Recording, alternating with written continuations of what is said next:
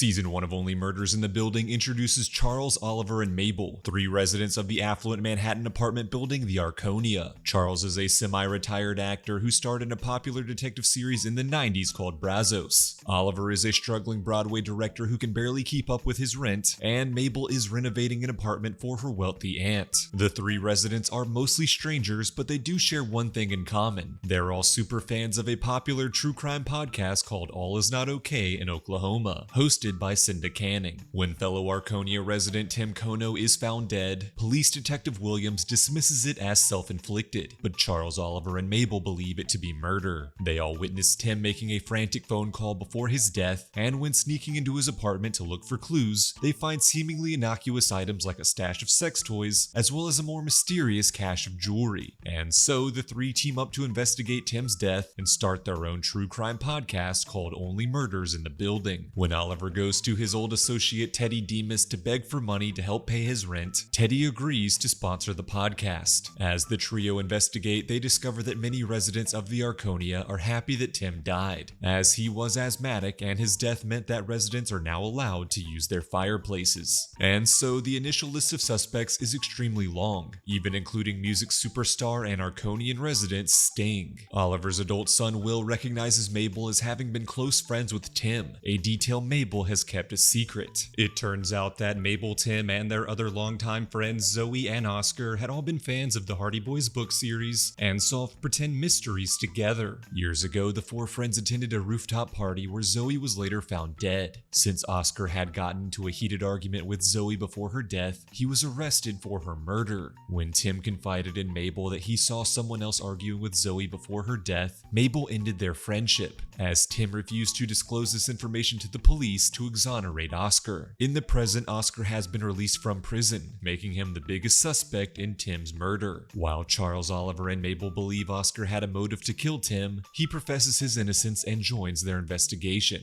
eventually entering into a romance with Mabel. Also joining the investigation, despite Mabel and Oliver's objections, is Charles's new girlfriend and fellow Arconia resident, the professional bassoonist Jan. As the trio's investigation continues, their podcast becomes massively popular, even getting mentioned by their idol Cinda on The Tonight Show with Jimmy Fallon. Due to this popularity, Teddy's business sees a massive boost, and he pays Charles and Oliver an additional $50,000. And that's when Charles and Oliver notice Teddy's check is paid from an account named Angel, the same name that Tim's jewelry cache came from. While investigating Teddy, the trio discover that he and his son Theo had been stealing jewelry off of bodies at a funeral home. It's then revealed that years ago, Theo had had a crush on Zoe, but when she discovered the Dimas family secret, he confronted her at the rooftop party and accidentally pushed her off the roof. Tim was the only witness to this crime, but was threatened by Teddy to keep quiet. While Charles is out on a date with Jan, Teddy kidnaps Mabel and Oliver, threatening them to stop their investigation, absolve the Dimas family, and end the podcast immediately. Instead, the trio used their final episode of the podcast to detail all of the Dimas family crimes and label them as Tim's murderers. Detective Williams begins looking into the case once again and realizes that Tim's death was caused by poison and that it couldn't have been the Dimas family, as security footage proved that they weren't in the Arconia the night of Tim's murder. The trio are then forced to retract their accusations of the Dimas family on their podcast. The unwanted attention the podcast has brought the Arconia leads to the other residents voting to evict the trio. Charles becomes disillusioned with the case and quits the investigation, but Mabel and Oliver aren't quite ready to give up and learn that Tim had a secret girlfriend prior to his death. They then realize that what they had originally thought were Tim's sex toys were actually bassoon cleaners. It turns out Jan was the murderer, killing Tim after they broke up. Mabel and Oliver break into Jan's apartment and discover that she has a whole box labeled Jan's Little Toxins, which she was going to use to gas the entire Arconia via the newly reopened fireplaces. With Charles now back on the case, the podcast trio race to the Arconia's basement to stop Jan and save the hotel. With Tim's murder solved, Jan arrested, and the Arconia saved, Charles, Oliver, and Mabel celebrate their victory. As Mabel leaves to get champagne, Charles and Oliver receive a mysterious text message warning them to leave the building immediately.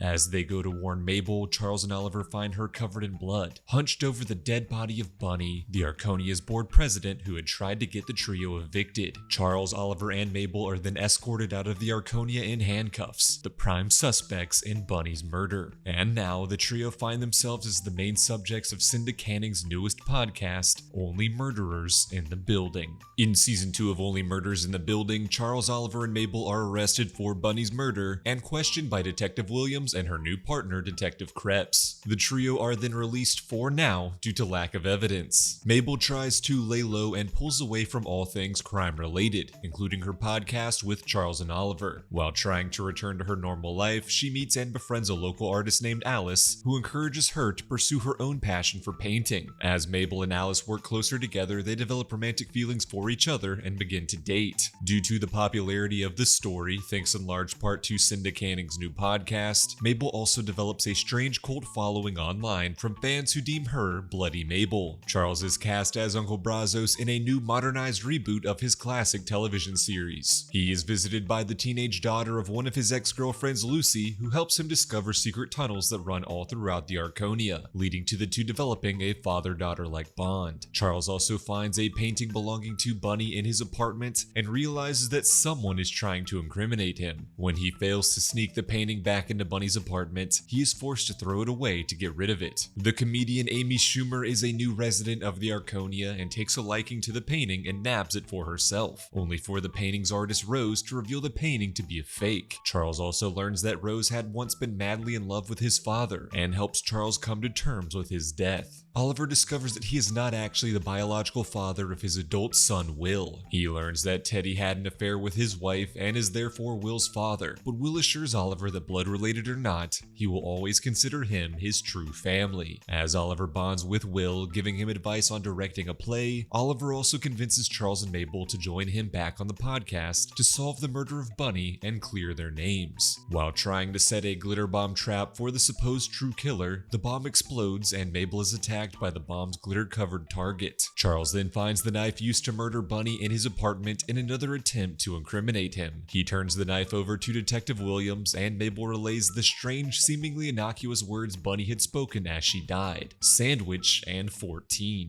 As the season comes to a close, Charles, Oliver, and Mabel host a killer reveal party where all of their suspects are invited. Mabel declares that her new girlfriend Alice is the killer, leading to Alice stabbing Charles and trying to escape. Cinda congratulates Mabel on successfully solving the case, leading to her obsessive assistant Becky accidentally revealing information that only the killer could possibly know. Charles then reveals that the stabbing was fake, as it was merely a trap to force Becky into incriminating herself. It turns out her DNA was on the knife planted in Charles's apartment, and her favorite order at the local diner is sandwich 14. Years ago, Becky was a super fan of Cinda Canning, who faked her own teenage disappearance and supposed murder, inspiring Cinda's hit true crime podcast All Is Not Okay in Oklahoma, in the hopes of working closely with her idol. Realizing Cinda would never give her the respect she craved, Becky murdered Bunny to solve the case on her very own podcast, alongside her boyfriend and accomplice Detective Krebs, who just so happened to be Mabel's glitter bomb assailant. Becky and Krebs are officially arrested for Bunny's murder, exonerating Charles, Oliver, and Mabel. 1 year later, Oliver is directing a new Broadway play starring Charles and an actor named Ben Glenroy, but on the play's opening night, Ben suddenly collapses dead on stage, the victim of a new murder. In Season 3 of Only Murders in the Building, after being officially pronounced dead by the authorities, Ben Glenroy miraculously wakes up and explains that his clinical death must have been the result of food poisoning. He apologizes to everyone involved in Oliver's play Death Rattle for his arrogance throughout their rehearsals, before falling down an elevator shaft, murdered for real this time. Mabel learns that her aunt, who owns her Arconian apartment, intends to sell it, forcing Mabel to move out soon. And so, in an attempt for one final hurrah, she tries to convince Charles and Oliver to restart their podcast and solve Ben's murder. But unfortunately, Oliver refuses. And so, Mabel begins her investigation on her own before being joined by Taubert, a documentarian who had been chronicling Ben's Broadway debut, but now wants to pivot to solving his murder. As Mabel and Taubert investigate Ben's murder, they develop romantic feelings for each other and come up with a very long list of suspects. Loretta is an older and inexperienced actress who Ben demanded that Oliver fire. Ben was having a contentious affair with a co-star named Kimber that ended on very bad terms. In Ben's dressing room, the word pig was written on the mirror using lipstick that belongs to Charles's new girlfriend, Joy. Ben's understudy, Jonathan, is dating fellow Arconian resident and Oliver's assistant, Howard. Mabel and Taubert catch Jonathan having a secret meeting with Ben's doctor, where a bottle of pills are exchanged. And then there's Dickie, Ben's older adopted brother, who is bitter over Ben's success. case, especially due to the fact that Dickie was the true creator of Ben's most popular role. Elsewhere, Oliver discovers that his play Death Rattle was going to be panned by critics before Ben's death shut down any possible bad press. Trying to salvage his work, he pivots Death Rattle from a play to a musical. As he reworks the show, he discovers that Loretta is massively talented, and the two begin to fall in love.